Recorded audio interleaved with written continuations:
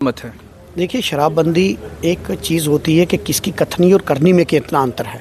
अगर शराबबंदी करनी थी तो आपने आप राजौरी के रहने वाले, इतनी शुद्ध हिंदी कहाँ से सीख लिया आपने? ये सवाल है, बात करते करते आया मेरे ज़हन में, लेकिन किस तरह से? देखिए, मैं राजौरी का नमस्कार, आप जुड़ चुके हैं जम्मू परिवर्तन के साथ और मेरा नाम है रोहन चौधरी।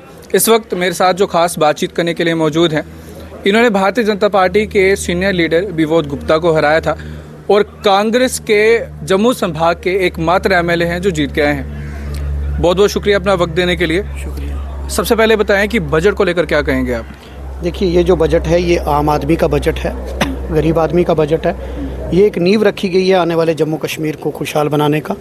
और 7 साल के जो एलजीए प्रशासन है उसके ज़ख्मों पर मरहम लगाने का बजट है जी। अपने इलाके के लिए क्या एक्सपेक्ट करते हैं आप इस बजट से? देखिए, जब प्री बजट कंसल्टेशन मीटिंग हुई यहाँ, चीफ मिनिस्टर साहब ने ली, उसमें हर असेंबली के एमएलए को बुलाया। मैंने उसमें चीफ मिनिस्टर साहब को हेल्थ इंफ्रास्ट्रक्चर के लिए हमने कैथ लैब और एमआरआई की बात की थी, और भी डिमांड रखी थी, लेकिन कैथ लैब और एमआरआई इंपॉर्टेंट प्रायोरिटी पे रखी थी और चीफ मिनिस्टर साहब ने वो मानी है। बजट में उन्होंने कैथ लैब और एमआरआई वहाँ खोलने की, जीएमसी राजौरी में खोलने की बात कही। उसके बाद 26 नए गुजर बकरवाल हॉस्टल और पहाड़ी हॉस्टल खोलने की बात है, जो ट्राइबल लोगों के लिए। ये भी कहीं ना कहीं आपके द्वारा वहाँ पे आगे रखी गई। ये रखी गई और ये भी हमारे फ़ायदा है। और राजौरी के अंदर जो महिलाओं के लिए, जो वर्किंग वूमेन है, उनके लिए हॉस्टल खोलने की बात कही गई, ये भी राजौरी के लिए। और बिलखसूस मैं अगर बात कहूँगा तो पूरे जम्मू कश्मीर की अगर बात करूँ, नौजवानों के लिए नौकरियों की बात, महिलाओं की free bus service, 10 kilo ration, 200 unit free बिजली, उसके बाद ट्राइबल स्टूडेंट्स के लिए हॉस्टल्स, और फिर नेशनल लॉ यूनिवर्सिटी बनाने की बात की गई, और इस तरीके के ओल्ड एज पेंशन की बात की गई, मैरिज असिस्टेंस 50,000 से 75,000 करने की बात की गई। तो इस बजट में हर वर्ग के लिए कुछ ना कुछ है। तो ये बजट जो है आम लोगों का बजट है और ये नींव है आने वाले 5 सालों के लिए। और मैं चीफ मिनिस्टर साहब का आपके माध्यम से शुक्रगुजार हूँ कि हमारे लोग जब हार्ट अटैक होता था तो जम्मू पहुँचते पहुँचते उनकी डेथ हो जाती थी, लेकिन आज कैथ लैब वहाँ खुलने की वजह से हमारे लोगों को फ़ायदा होगा। और एमआरआई जो बड़ाल में इंसिडेंट हुआ, 17 लोग मर गए एमआरआई ना होने की वजह से, वो यहाँ नहीं पहुँच पाए टाइम पर। एमआरआई की फैसिलिटी भी सरकार ने कहा है कि हम जीएमसी राजौरी में देंगे, मैं उनका मशकूर हूँ।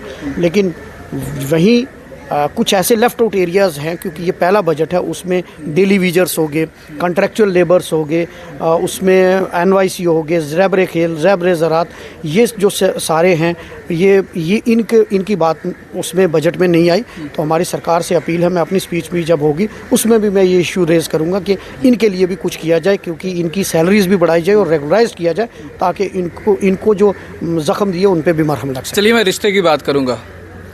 कांग्रेस का और एनसी का कैसा रिश्ता चल रहा है? टू बी वेरी ऑनेस्ट, जो सही होगा वो बताइएगा।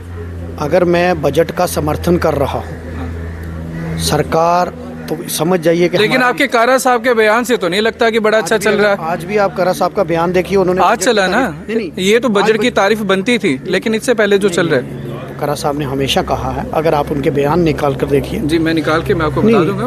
आप बताइए मैं आपको बता दूंगा, जिसमें उन्होंने अभी सलाम किया है। नहीं, देखिए, जहाँ जनता के मुद्दों की बात है, हमारा नेशनल कॉन्फ्रेंस के साथ प्री पोल अलायंस है, और आज भी हम सरकार का पार्ट है।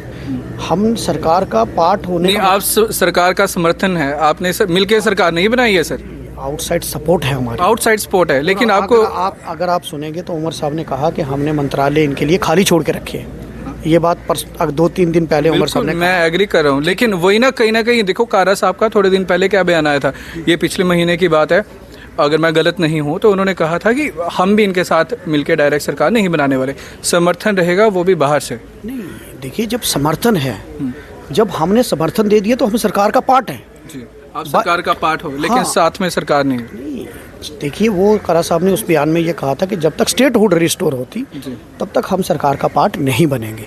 लेकिन उसका ये मतलब नहीं है, अगर आप देखेंगे कि हमने सपोर्ट लेटर दिया, सरकार तो हमारी सपोर्ट लेटर से ही टिकी हुई है, नहीं तो अल्पमत में आ जाती। दूसरी बात ये है कि आज कोई भी इशू सरकार का जब असेंबली के अंदर आता है तो हम उसका समर्थन करते हैं, तो लेकिन उसके साथ साथ जनता के जो मुद्दे हैं जहाँ सरकार कहीं लेफ्ट राइट होगी उनको भी उठाना हमारा काम है।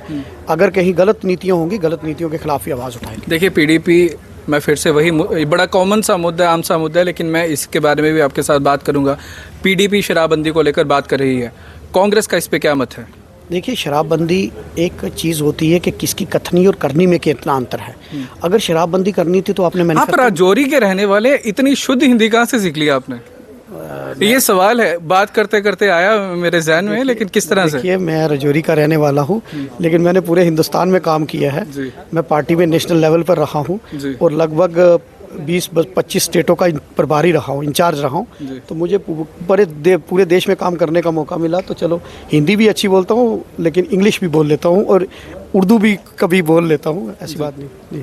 जी अच्छा, अभी मुद्दे पे फिर से आते हैं। शराब पॉलिसी को लेकर आपका क्या स्टैंड है? देखिए, पॉलिसी है, इसका हम समर्थन करते हैं कि शराबबंदी बैन होनी चाहिए। वो हर मज़हब का आदमी ये चाहता है कि शराब बैन हो, और इससे सिर्फ एक इंसान की सेहत पर असर नहीं पड़ता, बल्कि उसके पूरे परिवार पे पड़ता है। लेकिन मंशा पे बात होती है। आप सिर्फ पब्लिसिटी स्टंट के लिए आप बिल ले आइए। मतलब आप मानते हैं कि ये पब्लिसिटी स्टंट के लिए बिल लाया? क्योंकि जब उनकी सरकार थी तो 2 बार रही जी, क्यों नहीं बिल लाया? बड़ा सवाल है ये, क्यों नहीं लाया? तो अगर आप तब ले आते ना, किसने मना किया था? मुख्यमंत्री आपके 2 रहे, मुफ्ती मोहम्मद सईद साहब मरहूम और महबूबा मुफ्ती जी रही, तो करवा तभी ले आते। लेकिन आज रेजोल्यूशन लाना, जब उनके 3 विधायक हैं, तो ये पब्लिसिटी स्टंट है। बट मैं कहूँगा शराबबंदी होनी चाहिए, जिससे शराबबंदी होनी चाहिए, लेकिन इनके कहने पे नहीं होनी चाहिए। जब आएगी अपनी मर्जी से बिल लाएंगे। लेकिन देखिए, मैंने ये नहीं कहा, शराबबंदी जब होती है तो वो पूरे हाउस का कंसर्न है जी। ये मैंने एज बतौर एमएलए राजौरी और बतौर इफ्तिखार अहमद मैंने अपनी राय पेश की है। इसमें अलग अलग लोगों के मत हो सकते हैं जी। तो मैं ये कहूँगा कि मैं इसके समर्थन में हूँ कि शराबबंदी होनी चाहिए। बहुत बहुत शुक्रिया अपना वक्त देने के लिए। इस वक्त हमारे साथ खास बातचीत करने के लिए मौजूद थे एमएलए राजौरी इफ्तिखार अहमद। हमने इनसे कई कड़े सवाल पूछे और बड़ी ही संजीदगी से और अच्छे तरीके से इन्होंने अपने जवाब दिए। इसको लेकर आपकी क्या राय है, कमेंट सेक्शन में ज़रूर बताएं।